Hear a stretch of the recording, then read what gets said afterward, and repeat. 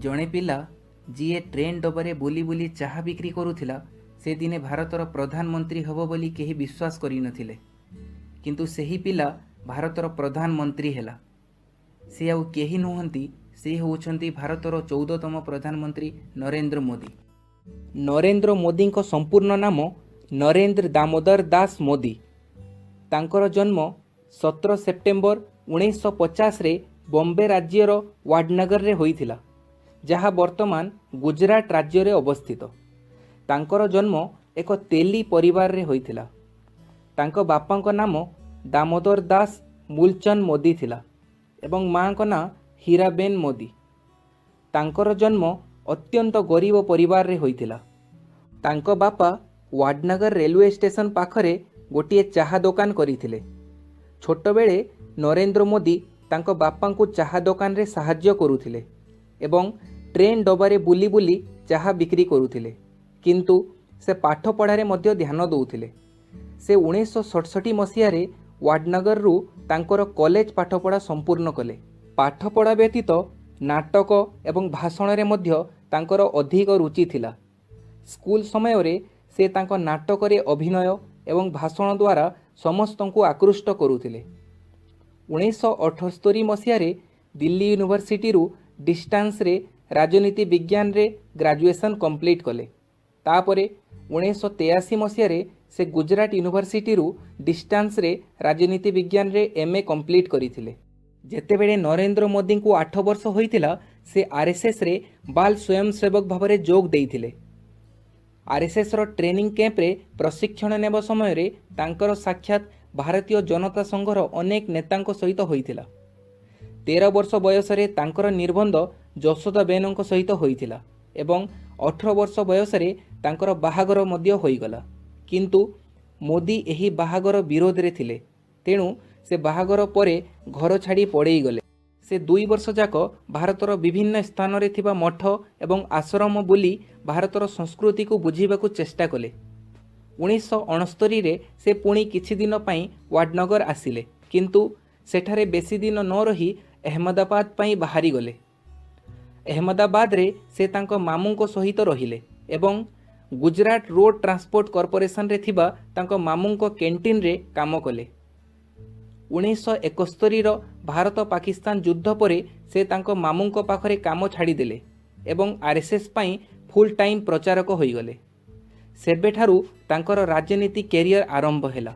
1975 मसीह रे तत्कालीन प्रधानमंत्री इंदिरा गांधी स्टेट इमरजेंसी रो घोषणा कले। एही समय रे विभिन्न राजनेता माननकु बंदी करि दिया गला। एही समय रे इमरजेंसी विरोध रे कार्य करुथिबा आरएसएस रो एक संघ गुजरात लोक संघर्ष समिति रो जनरल सेक्रेटरी भावरे नरेंद्र मोदी को नियुक्त करा जाइथिला। इमरजेंसी समय रे आरएसएस को बैन कर दिया गला, किंतु नरेंद्र मोदी छद्म बेसरे भारतर विभिन्न स्थान बुली सरकार विरोध रे प्रचार करुथिले। एहा परे से आरएसएस रो एक जनाशुना चेहरा हो जाइथिले। 1978 मसीह रे तांकु आरएसएस रो संभाग प्रचारक बनै दिया गला। से सूरत एवं भादोदारा रे आरएसएस रो कार्य तदारक करुथिले। आरएसएस सहित जड़ित थिबारु शेषरे 1985 रे तांकु बीजेपी रे सामिल करागला।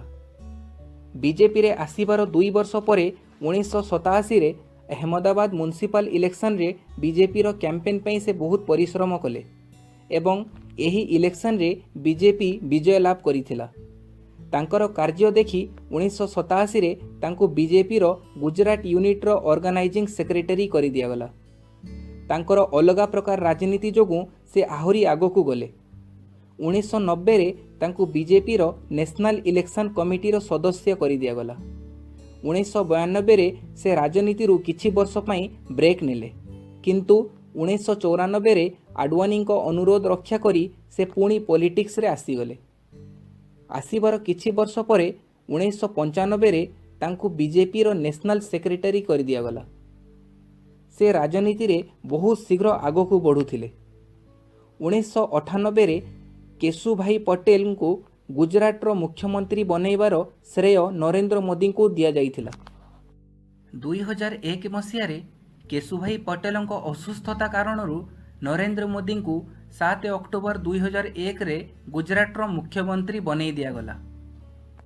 एही समय रे नरेंद्र मोदी तांको जीवनर सबुठारु कष्ट समय देई गति कले। 2002 रे गुजरात रे सांप्रदायिक दंगा होईगला। एही दंगा को नियंत्रण करिबारे नरेंद्र मोदी संपूर्ण भाव में विफल होइथिले। जेहेतु नरेंद्र मोदी गुजरातर मुख्यमंत्री थिले, तेणु लोक माने दंगा पाई तांको सरकार को दायी कले एवं तांकर इस्तीफा दाबी कले। 19 जुलाई 2002 रे नरेंद्र मोदी इस्तीफा देले, किंतु सही वर्ष होइथिबा गुजरात विधानसभा निर्वाचन रे एक तरफा विजय सहित पुणी से मुख्यमंत्री होईगले।